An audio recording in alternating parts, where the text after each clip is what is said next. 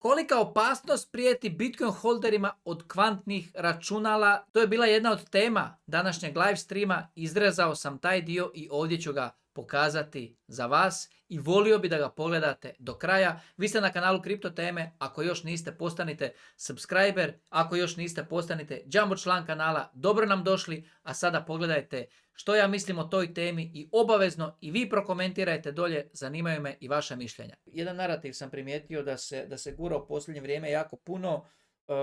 Idemo na temu Bitcoina, kvantna prijetnja. Kaže Jim Cramer, prodajem Bitcoin zbog kvantne prijetnje. Meni on ne drži vodu, ova priča. Ova priča ne drži vodu. Narativ koji se gura ga i Ivan on Tech i mnogi drugi. Kad pada kiša nije vremenska prognoza, neko je poslao kišu. Tako i ovo. To nije narativ i to ne smije biti narativ. Kvantna prijetnja, Bitcoin, uzet će nam Bitcoin, dolaze kvantna računala, svi ćemo ostati bez Bitcoina. Ja zato neću kupovati Bitcoin jer dolaze kvantna računala. Znači, oni su sada u fazi, to je moje osobno mišljenje, da oni žele prepasti kompletan retail, malog čovjeka, needuciranog čovjeka, uvjeriti njih da dolaze kvantna računala koja će nama provaliti i ukrasti Bitcoin. Ljudi, ko je u posjedu kvantnih računala? Google, evo recimo Google. Google će biti prvi na svijetu koji će imati kvantno računalo. I sad Google će doći i ukrasti nama Bitcoin. Zašto bi Google nama ukrao Bitcoin ako nam može, svi imamo Google Pay, pa može nam ukrasti 100 puta više novaca nego što imamo u Bitcoinu? Ako je Google taj lopov. I šta će sad taj Google, koji zaista će imati kvantno računalo, prvi, šta će oni ići okolo provaljivati u novčanike? Taj dio mi nije jasan.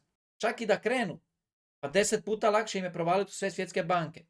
Mogu zaustaviti, pustiti vodu u sve podmornice u svijetu s jednim klikom. Ugasiti sve semafore u cijelom svijetu. Mogu ugasiti večeras 10 milijuna respiratora u svim svjetskim bolnicama. 10 milijuna ljudi umre isti tren. Mogu ugasiti struju u svim rodilištima u svijetu. Mogu s jednim klikom srušiti sada 10.000 aviona. Samo ih ugasiti iz sustava. Mogu ugasiti sve svjetske aerodrome. Mogu lansirati nuklearnu bombu. Sve to mogu, a još neće moći provaliti u Bitcoin. Da li vi shvaćate koliko toga u svijetu se treba promijeniti?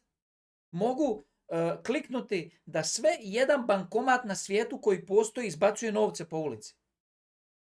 Mogu otvoriti vrata sve jednog shopping centra u svijetu u sred noći. Mogu usmjeriti sve električne automobile da se slupaju negdje. Znači, toliko zla se može napraviti. I toliko toga će kvantna računala moći napraviti prije nego što budu mogli pokucati na vrata Bitcoina.